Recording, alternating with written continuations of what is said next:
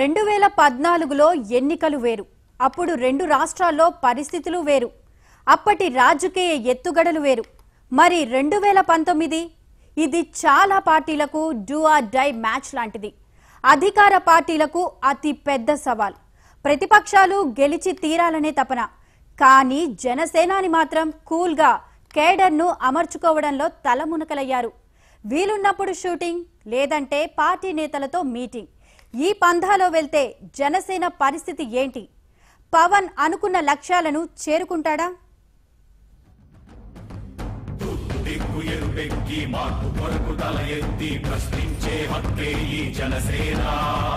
కళ్ళు తెరిచి ఎలుగెత్తి కుళ్ళు కడగ యువ శక్తి నిలదీసే హక్కే ఈ జనసేన.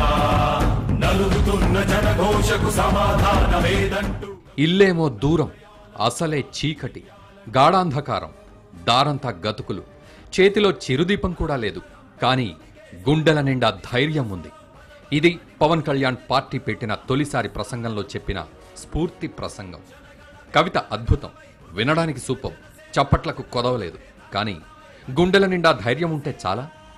ప్రస్తుత రాజకీయాలు జేబు నిండా, ఇంకా చెప్పాలంటే సంచుల నిండా డబ్బులుంటేనే నడుస్తున్నాయి.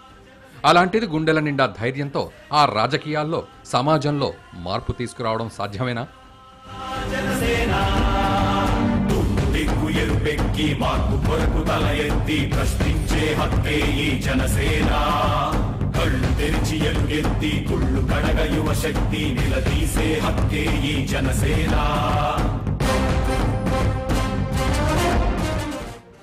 2019 అందరికీ లైఫ్ అండ్ డెత్ సమస్యే. అది ఏపీని తీసుకున్నా, తెలంగాణను తీసుకున్నా. ఎందుకంటే ఏపీలో ప్రస్తుతం టీడీపీ, బీజేపీల సంకీర్ణం అధికారంలో ఉంది. కానీ పవన్కు వాటితో కనెక్షన్ ఎప్పుడో తెగిపోయింది. ఏదైతేనే నెక్స్ట్ ఎలక్షన్స్లో కూడా విజయం మాదేనని టీడీపీ అంటుంటే, బీజేపీ సరికొత్త ఎత్తులతో ముందుకు వెళ్లాలనుకుంటోంది. అయితే అక్కడ పార్టీని లాగే క్రౌడ్ పుల్లర్ లేరు.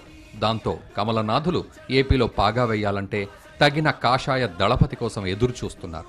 లేదంటే చచ్చినట్లు టీడీపీతో పొత్తు తప్ప వేరే మార్గం లేదనేది కమలం అగ్రనేతల కథా కమామిషు. ఇటుపక్క వైసీపీ అధినేత జగన్ ఎప్పుడు సమయం దొరుకుతుందా, సీఎం కుర్చీపై కర్చీఫ్ వేసేద్దామా అన్నంత ఆవేశంతో, ఆతృతతో, ముందు చూపుతో దూసుకెళ్తున్నారు. మోడీ, నితీష్ లాంటి ఉద్దండులకు మొన్నటి యూపీ ఎన్నికల్లో రాహుల్ గాంధీకి ఎన్నికల వ్యూహాలు రచించిన పాపులర్ వ్యూహకర్త ప్రశాంత్ కిషోర్తో ఇప్పటికే జగన్ పలుసార్లు సమావేశమయ్యారని, 2019లో ఎలాగైనా అధికారమే లక్ష్యంగా ప్రణాళికలు రచిస్తున్నారని సమాచారం. ఇక మిగిలింది లెఫ్ట్ పార్టీలే. మొన్నటి వరకు పవన్కు ఎలా ముందుకు వెళ్దామన్న క్లారిటీ లేదు.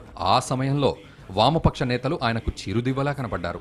పలుమార్లు లెఫ్ట్ పార్టీలతో మంతనాలు సాగిస్తున్న పవన్ వారికి దగ్గర అయ్యారా, లేక వారే పవన్ను దగ్గర తీసుకుంటున్నారా అనేది మాత్రం క్వశ్చన్ మార్క్.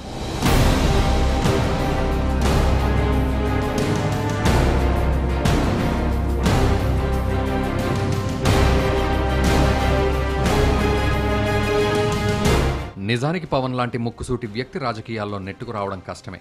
అయితే హీరో ఇమేజ్, జనం ఫాలోయింగ్ ఉంది కాబట్టి రాజకీయాల్లో నిలదొక్కుకోవడం కష్టమేం కాదు. ఇక్కడే ఇంకో విషయం చెప్పాలి. పవన్ను ఏ పార్టీ కూడా అసలు సిసలైన రాజకీయ నేతగా చూడలేదు. 2014 ఎన్నికలకు ముందు జనసేన పార్టీని స్థాపించిన క్యాడర్ లేని కారణంగా టీడీపీ, బీజేపీలతో చెయ్యి కలపడం వల్ల సభకు హాజరయ్యారు. ఏపీలో బాబు సర్కార్ రావాలని, కేంద్రంలో మోడీ ప్రభుత్వం వచ్చి తీరాలని తన వంతుగా కృషి చేశారు. ఈ సమయంలో పవన్ ఇమేజ్ను అటు టీడీపీ, ఇటు బీజేపీ బాగానే వినియోగించుకున్నాయి. ఎన్నికలు ముగిశాక మాత్రం కరివేపాకు చందంగా పవన్ను పక్కన పెట్టేశాయి. అయినా జనసేనానికి పెద్దగా నష్టం లేదు. ఎందుకంటే 2014 ఎన్నికల్లో జనసేన పోటీ చేయలేదు కాబట్టి. అయితే 2019 మాత్రం అలా కాదు. నిలబడితే సీట్లు గెలవాలి, లేదా మళ్లీ ప్రజారాజ్యం రోజులే రిపీట్ అవుతాయనేది రాజకీయ విశ్లేషకుల భావన. అయితే ఇందుకు పవన్ ఇస్తున్న వెర్షన్ వేరే. తాను పదవులు, అధికారం పరమావధిగా మాత్రం పార్టీ పెట్టలేదని, జనం గొంతుకగా నిలిచేందుకే జనసేన పనిచేస్తుందని అంటున్నారు. అయితే పార్టీలోకి వచ్చే క్యాడర్ పరిస్థితి ఏంటి? విపక్షంగా ఉన్నా పోరాడే సత్తా ఉన్న లీడర్లను పవన్ తయారు చేస్తున్నారా? నేటి అతిరథ మహారథులైన ఉద్దండ రాజకీయ నేతలతో పోటీగా ఎదురీదగల సత్తా జనసేనకు ఉంటుందా? స్వచ్ఛ రాజకీయాలు అవసరమే, కానీ అందుకు ప్రయోగశాలగా 2019 ఎన్నికలను తీసుకుంటే మాత్రం మళ్లీ కథ మొదటికి వస్తుందనేది రాజకీయ విశ్లేషకుల అభిప్రాయం.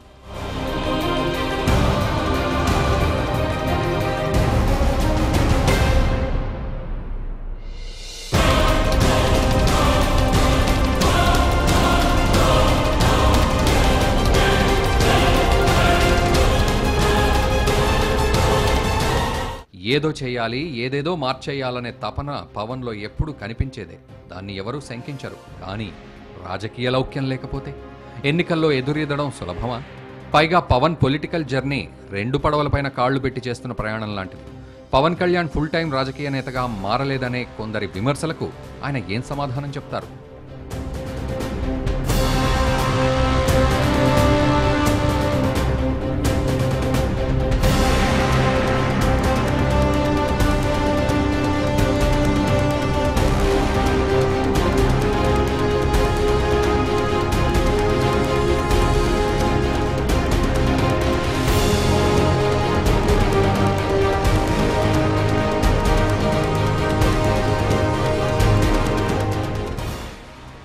ఓటు బ్యాంకు రాజకీయాలు, కులవర్గ సమీకరణాలు, బలవంతులైన నాయకులు, అన్నింటికీ మించి అర్ధబలం, అంగబలం ఇవే నేటి రాజకీయాలను శాసిస్తున్నాయి. మరి పవన్ కళ్యాణ్కు ఉన్న బలమేంటి? ఎవరి అండతో రాజకీయ మనుగడకు ముందడుగు వేస్తున్నారు అంటే వాటికి సమాధానాలు వెతకాల్సిందే. అయితే భావసారూప్యం ఉన్న పార్టీలతో కలిసి ముందుకు వెళ్తామన్న జనసేన అధ్యక్షుడు ఇప్పటి వరకు సాన్నిహిత్యంగా ఉంటుంది మాత్రం లెఫ్ట్ పార్టీలతో.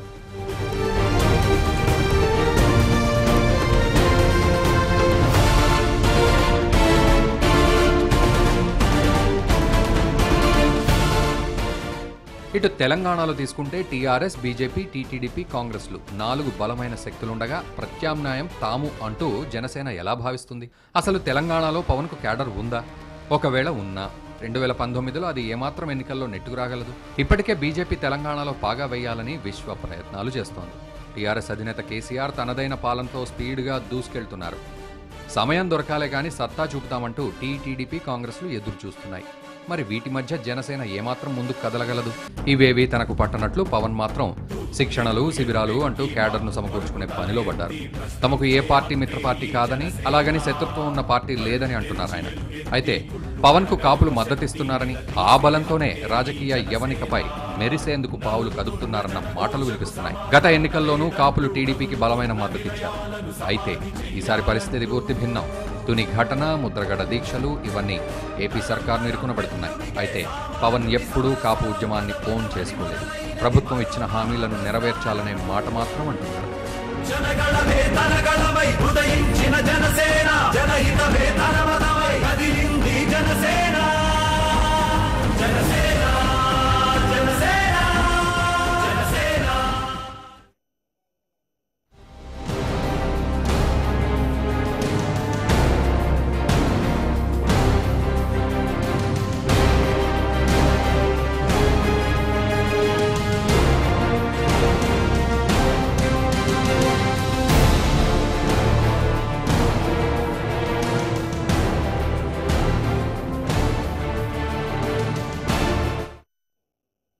ఎంతవరకు అన్న వల్ల అన్నగారికి జరిగిన తాలూకు ఎఫెక్ట్ ఈయనకి జరుగుతుందా అని అనేసి అంటే చెప్పలేము. ఎందుకనంటే ఈసారి ఈయన మీద ప్రభావం ఎక్కువ ఉంది. చిరంజీవి పార్టీ పెడతారు అని అనేసి అనేటప్పటికి అంత ప్రభావం అయితే లేదు. సినీ గ్లామర్ ఈసారి ఏంటంటే చాలా రోజుల నుంచి లాస్ట్ టైం రూలింగ్ పార్టీకి ఈయన సపోర్ట్ చేయడం జరిగింది. ప్లస్ రూలింగ్ పార్టీకి ఇప్పుడు వ్యతిరేకంగా కూడా ఆయన కొన్ని కామెంట్లు చేయడం జరుగుతుంది. అన్యాయం వస్తే ఎదిరిస్తున్నాను అనేసి మాట్లాడుతున్నారు. బట్ జనాల్లోకి అయితే ప్రత్యక్షంగా రాలేదు ఆయన. ఇంకా ఎక్కడో ఒక మీటింగ్ పెట్టడం జరుగుతుంది, పార్టీ ఆఫీస్ పెట్టడం జరిగింది, ప్రత్యక్షంగా అయితే దిగలేదు. ఇంకా 2 years 1.5 year 2 years మధ్యలో పార్టీ ఎలక్షన్స్ ఉన్నాయి. ఆయన ఎంతవరకు దిగుతారు, ఎంతవరకు ప్రభావితం చేస్తారని అనేది మళ్ళీ అప్పటి వరకు ఇలా వెయిట్ చూసి ఆ టైంలో దిగడం అయితే మైనస్ అవుతుంది. దిగుతారో లేదో అనేది కూడా యువత అందరూ కూడా సినిమా రిలీజ్ అయినప్పుడు ఉన్న టెన్షను, ఆయన వచ్చేటప్పుడు కూడా అంతకు మించి మాత్రం వెయిట్ చేస్తున్నారు. అందరు అభిమానులు ఉన్నారు కూడా పవన్ కళ్యాణ్ సినిమా ఎప్పుడు వస్తుందనే చూస్తారు. బట్ అది సినీ గ్లామర్ది రాజకీయానికి ఎంత ఎఫెక్ట్ అనేది ఈసారి అయితే చెప్పలేం. చిరంజీవి వాళ్ళ అన్నయ్య గారు దిగేటప్పుడు మాత్రం భారీగా జరిగింది. బట్ ఈసారి ఎలాగంటే ఒకసారి అన్నగారికి జరిగింది, ఈసారి ఇతను కూడా నమ్మితే ఎంతమంది అని కూడా ఉన్నారు. ఇప్పటికీ కూడా వాళ్ళ అభిమానుల్లోనే ఉన్నారు. అతను నమ్మాము, ఇలా జరిగింది, పార్టీలు విలీనం చేశారు. ఏకంగానే పార్టీ అలా ఉంటుండగా కంటిన్యూ అవ్వడం కాదు, విలీనం చేసేయడం అనేది చాలా పెద్ద పరిణామంగా ఆ రోజుల్లో చెప్పుకున్నారు. కళ్యాణ్ గారి వెనక ఉన్న శక్తి యువశక్తి. ఇప్పుడు రాజకీయ పక్షాలకు లేనటువంటి లోపం కూడా ఏమిటి అంటే యువ ఓటర్లు ఎవరూ కూడా వాళ్ళ వైపు మొగ్గు చూపడం లేదు. కాబట్టి ఎట్టి పరిస్థితుల్లోనూ పవన్ కళ్యాణ్ గారు ఎటువైపు ఉంటే అటువైపు యువ ఓటర్లందరూ కూడా మొగ్గు చూపుతున్నారనేది వేరే ప్రత్యేకంగా చెప్పక్కర్లేదు.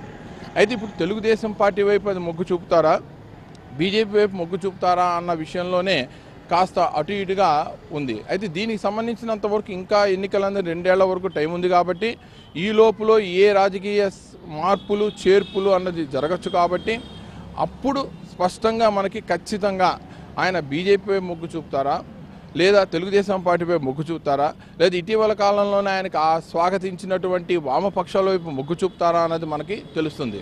విశేషం ఏంటంటే పవన్ కళ్యాణ్ స్పష్టంగా వామపక్ష భావాలు ఉన్నప్పటికీ కూడా వామపక్షాల వైపు మాత్రం ఎందుకునో ఆయన కొంచెం దూరంగానే ఉన్నట్లు కనిపిస్తోంది. అందుకనే వామపక్షాలు చాలా ధైర్యంగా అడుగు ముందుకేసి ఆయన్ని రాజకీయాల్లోకి స్వాగతిస్తున్నామని చెప్పినప్పటికీ, కలిసి పనిచేస్తామని స్పష్టం చేసినప్పటికీ కూడా ఆయన ఆ విషయంలో మాత్రం ఎంతగా ఆసక్తి చూపించినట్లు కనిపించడం లేదు. ఇటువంటిది కూడా బలం లేదు. ఇక్కడ ఒక్క సీటు కూడా రాజధానికి. ఆయన అభిమానం వేరు, రాజకీయం వేరు. అభిమానంతోనే వస్తే తిరుగుతారు కానీ రాజకీయంగా రారు ఎవరు. నా అభిప్రాయం ఏంటిదంటే ఇది ఆంధ్ర పాలకుల రాజ్యం, అక్కడనే ఉంటే బాగుంటుంది. ఈ తెలంగాణ నడవది. పవన్ కళ్యాణ్ కొన్ని కోట్ల మంది చిరంజీవి వచ్చిన కేసీఆర్ గారే ఇక్కడ హీరో, అతనే నడుస్తుంటుంది కాబట్టి తెలంగాణలో అభిమానిస్తారే తప్ప జనసేనను ఏ రోజు కూడా ఆదరించరు. ఎందుకంటే ఇప్పుడు ఆంధ్రాలో ఉన్నది మీరు పరిస్థితి చూస్తున్నారు.